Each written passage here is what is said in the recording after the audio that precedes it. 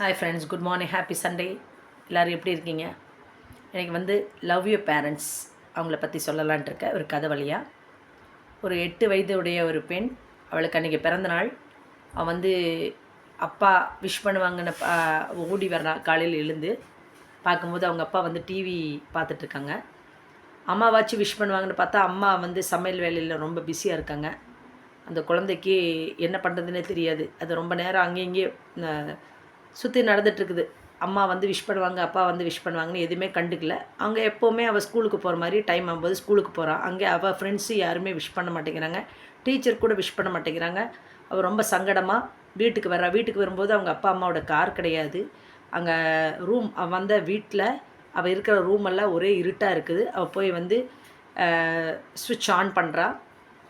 On பண்ணிவிட்டு எனக்கு யாருமே விஷ் பண்ணுறதுக்கு இல்லை, எனக்கு வந்து யாருமே இல்லை அப்படின்னு சொல்லிட்டு ரொம்ப சோகத்தோடு வந்து அழுதுட்டு அவள் இப்படியே சிந்திச்சிட்ருக்கா. எனக்கு வந்து அப்பா அம்மா இருந்துட்டும் எனக்கு வந்து யாரும் விஷ் பண்ணுறக்கு இல்லை அப்படிங்கிற ஒரு சோகத்தில் திடீர்னு பார்த்தா அந்த கதவு வந்து பயங்கர ஃபோர்ஸாக வந்து திறக்கிற மாதிரி ஒரு சவுண்டு. அவள் திரும்பி பார்க்கும்போது அவளோட ஃப்ரெண்ட்ஸ், அதே மாதிரி நெய்பர்ஸு, அவங்க அப்பா அம்மா எல்லாமே கேக்கு, பலூன் எல்லா இதோட வந்து ஓடி வந்து அவன் முன்னாடி நிற்கிறாங்க. அப்போ அந்த பொண்ணுக்கு வந்து ரொம்ப சங்கடமாயிடுது. அப்போ அந்த குழந்தை அழுக ஆரம்பிக்குது. அதாவது நான் வந்து கெட்ட பொண்ணா குழந்தையா கூட உங்களுக்கு இருக்கலாம். ஆனால் வந்து நீங்கள் நல்ல பேரண்ட்ஸ் அப்படின்னு சொல்லிட்டு அவள் வந்து கட்டி அப்பா அம்மாவை அணைச்சிக்கிறா. இது எதுக்கு நான் சொல்கிறேன்னா, நம்மில் பலர் வந்து அம்மா அப்பாவை பார்க்க வேண்டிய நேரங்கள்லாம் நம்ம பார்க்க மாட்டேங்கிறோம். அவங்க வந்து கொஞ்சம் வயசானா அவங்க எது கேள்வி கேட்டாலும் அவங்களுக்கு நம்ம ரெஸ்பாண்ட் பண்ண மாட்டோம். ஏதாச்சும் ஒரு ஒரு தடவைக்கு மேலே 2ஓ 3 தடவை கேட்டால் நம்ம எரிஞ்சு அவங்க மேலே விழுவோம்.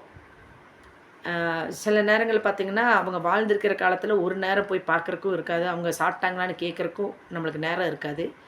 அவங்க இறந்த பிறகு திதி வைக்கிறதோ, இல்லை வந்து ஒரு ஓணமோ, இல்லை தீபாவளியோ, இல்லை ஏதாச்சும் ஒரு ஃபங்க்ஷன் இருக்கும்போதோ, போய் அவங்களுக்கு வந்து அவங்க ஃபோட்டோ அலங்கரிக்கிறக்கும், அவங்களுக்கு வந்து திதி வைக்கிறதும், என்னென்ன தீபாவளிக்கு சமைச்சாலோ, இல்லை வந்து கிறிஸ்மஸ்க்கோ, இல்லை என்ன இருந்தாலும் சரி, நம்ம கொண்டு வந்து அவங்களுக்கு அவங்க ஃபோட்டோ முன்னாடி வைக்கிறது, புது துணி வைக்கிறது. நான் சொல்கிறது, நீங்கள் வந்து இறந்த பிறகு வைக்கிறதுனால எந்த பயனும் இல்லை. அவங்க வந்து அதிலிருந்து ஒரு ஒரு சின்ன அரிசி கூட அவங்க வந்து எடுக்க போகிறது கிடையாது. அதனால் வாழ்ந்திருக்கும் போதே அவங்களுக்கு என்ன தேவைன்னு பார்த்து அவங்களுக்கு செய்யுங்க.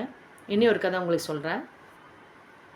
ஒரு வயதான முதியோர் ஒருவர் வந்து ஒரு நாளைக்கு வந்து ஒரு சோஃபாவில் போயிருக்காரு. அவங்க பக்கத்தில் அதோட பாதி வயதுடைய மகன், அதாவது அந்த முதியவருக்கு 80 வயசு, பாதி வயதுடைய மகன் 40 வயசு இருக்கும். அவனும் வந்து அப்பா பக்கத்தில் உட்கார்றான். அப்போ வந்து ஒரு காக்கா வந்து ஜன்னல் ஓரத்தில் வந்து நிற்கிது. அப்பா கேட்குறாரு, அப்பா அது என்ன ஏதோ நிற்கிற மாதிரி தெரியுது, அது என்னென்னா காக்கான்பா. அவங்க அப்பா வந்து தொடர்ந்து 2வது தடவை கேட்குறான். அவன் சொல்கிறான், அப்பா காக்கா அப்படின்னு சொல்லி சாஃப்டாக சொல்கிறான். 3வது தடவை கேட்கும்போது, என்ன நான் சொன்னதே மறுபடி கேட்டுட்ருக்க, அது காக்கான்னு சொன்னேன் தானே அப்படிங்கிறான். 4வது தடவை கேட்குறாரு. இப்படியே ஒரு 7, 8 தடவை கேட்கும்போது அவனுக்கு ரொம்ப கோவம் வந்துடுது. உங்களுக்கு நான் எவ்வளோ தான் சொன்னாலும் புரியாது உங்களுக்கு, நான் தான் சொல்லிகிட்டே இருக்கேன்ல அது காக்கா அப்படின்னு சொல்லி டென்ஷன் ஆகிறான். அப்போ அப்பா வந்து வான்னு சொல்லி அவனை கையை பிடிச்சிட்டு போயிட்டு அங்கே உட்கார வச்சுட்டு ஒரு டைரி எடுத்து கொடுக்குறாங்க. அப்போ அந்த பையன் படிக்க தொடங்குறான். அதில் அவங்க அப்பா எழுதியிருக்காரு. அவருக்கு வந்து டைரி எழுதுகிற பழக்கம் இருக்குது சின்னதுலேருந்தே. அப்போ வந்து இந்த பையன் பிறந்ததும் 3 வயசு ஆகும்போதும் இதே மாதிரி ஒரு காக்காவை பார்க்குறான்.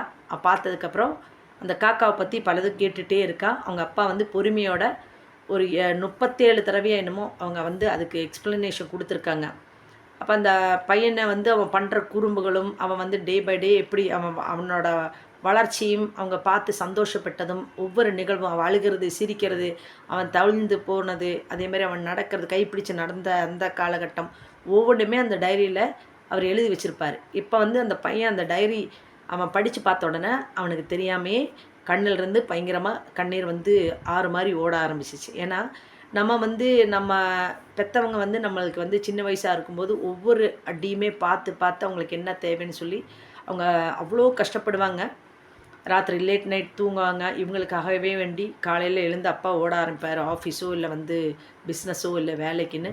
அம்மா வந்து என் பையனுக்கு இது பிடிக்குமே அது பிடிக்குமேன்னு சொல்லி, பிள்ளைக்கு இல்லை இது பிடிக்குமே அது பிடிக்குமேன்னு பார்த்து பார்த்து காலையிலேருந்து 5:30 மணி இல்லை 4:30 மணியோ இல்லை 6 மணியோ போய் சமைக்க ஆரம்பிப்பாங்க. ராத்திரி ஒரு 10:30 11 மணி வரைக்கும் அம்மாவுக்கு வேலை இருக்கும். அவங்க பார்த்து பார்த்து அவங்களுக்கு எல்லாம் செய்து வளர்த்தனாலும், அப்பா அம்மாவுக்கு வந்து கொஞ்சம் வயசான உடனே நம்ம என்ன பண்ணுவோம், அவங்க கேட்குற விஷயங்களுக்கு நம்மளுக்கு ரொம்ப எரிச்சலாகும். ஒரு தடவை சொல்லுவோம், 2 தடவை சொல்லுவோம். அவங்களுக்கு சில நேரம் கண் கூட தெரியாமல் இருக்கலாம். ஆனால் அந்த அளவுக்கு என்ன சொல்கிறது, பார்வையில் வந்து கொஞ்சம் கோளாறெல்லாம் இருக்கிற டைம் தான் இந்த 80, 90 இல்லை 70 கூட. அப்போ நம்ம வந்து ஏதாச்சும் அவங்க கேட்கும்போது, உங்களுக்கு இப்போ தெரிஞ்சு என்ன பண்ண போகிறீங்க, இல்லை வந்து இது எதுக்கு உங்களுக்கு அப்படின்னு எல்லாம் கேள்வி கேட்போம். அதுக்கு மேலே 2 தடவை 3 தடவை கேட்கும்போது எரிஞ்செரிஞ்சு விழுந்து அவங்கள வந்து குத்தி பேசுகிறதும் இல்லை வந்து மனவேதனை அவங்களுக்கு மனவேதனைப்படுற மாதிரி நம்ம வந்து வார்த்தைகள் விடுவோம். அதுக்கு தான் இந்த 2 கதையும் சொன்னேன். அந்த சின்ன குழந்தைக்கு வந்து தன்னோட ஒரு பர்த்டே விஷ், அது வந்து அவளுக்கு 8வது வயசு. தன்னோட 8வது பர்த்டே வந்து ஒன்றுமே இல்லாமல் போயிடுச்சு.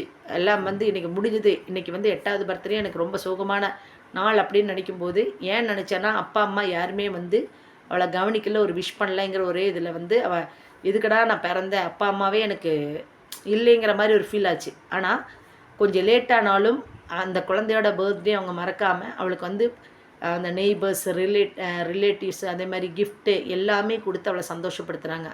நம்மில் பல பேர் வந்து அவங்க வாழ்ந்திருக்கும்போது எத்தனை நாள் அவங்கள போய் பக்கத்தில் உட்கார்றோம், அவங்களுக்கு என்ன தேவைன்னு கேட்குறோம். அதாவது நீங்கள் இளமை காலம் அவங்களுக்கு வந்து ஒரு 45, 50 அந்த டைமில் கேட்கலாட்டி கூட பரவாயில்ல. ஆஃப்டர் 60 அது வந்து பேரண்ட்ஸ் இருக்கிறதே வந்து அது ஒரு அனுகிரகம்னு சொல்லுவாங்க, ஒரு பிளஸ்ஸிங் நம்மளுக்கு. பல வீடுகளில் பார்த்திங்கன்னா சின்ன வயசுலேயே அப்பா அம்மா எல்லாம் இறந்துருவாங்க. அப்பேற்பட்டவங்களுக்கு அப்பா எப்படி இருப்பாங்க, அம்மா எப்படி, இல்லை பாசம் எப்படி அப்படின்னெல்லாம் தெரியாமல் நிறையா பேர் இந்த உலகத்தில் இருக்காங்க. உங்களுக்கு வந்து ஒரு 70யோ இல்லை 80யோ இல்லை 65ஓ இப்படியெல்லாம் இந்த ஏஜ் குரூப்பில் இருக்கிறது ஒரு பாக்கியம். அது வந்து நீங்கள் கொடுத்து வச்சுருக்கணும், அப்படி ஒரு அப்பா அம்மா கிடைக்கிறதுக்கு, அவங்க வாழ்கிறக்கும். ஸோ வந்து நீங்கள் எந்த ஊரில் இருந்தாலும் எந்த நாட்டில் இருந்தாலும் அவங்கள வந்து கூப்பிட்டு விசாரிங்க. அவங்கள வந்து வாய்ப்பு கிடைச்சா போய் சந்திங்க. அவங்க தேவையை பூர்த்தியாங்க. ஏன்னா உங்களுக்கு வேண்டியே அவங்க வாழ்க்கையை ஃபுல்லாக அர்ப்பணம் பண்ணி அவங்களோட சந்தோஷம் எதுன்னெல்லாம் பார்க்காம உங்களுக்கு வேண்டிய உங்கள் சந்தோஷத்தையும் நீங்கள் சிரிக்கிறதுக்கு வேண்டியும் எல்லாமே அவங்க தியாகம் பண்ணவங்க. அப்பேற்பட்ட அந்த அற்புதமான அந்த அன்பை நீங்கள் வந்து அவங்களுக்கு வாய்ப்பு கிடைச்சிட்டும் நீங்கள் செய்யாமல் இருக்காதீங்க. அதாவது எங்கேயோ இருக்கிற கடவுளை வந்து நம்ம நம்புகிறோம், கடவுள் இருக்காருன்னு. ஆனால் உங்கள் கண் முன்னாடி இருக்கிற அப்பா அம்மா வந்து எத்தனை பேர் வந்து அது கடவுள்னு நம்புறீங்கன்னு தெரியல. அதனால் கிடைக்கிற வாய்ப்பை நீங்கள் வந்து பயன்படுத்தி உங்கள் அப்பா அம்மாவை அவங்க அன்பை புரிஞ்சுட்டு சந்தோஷமாக அவங்க கூட இருக்க பாருங்கள். நன்றி, வணக்கம்.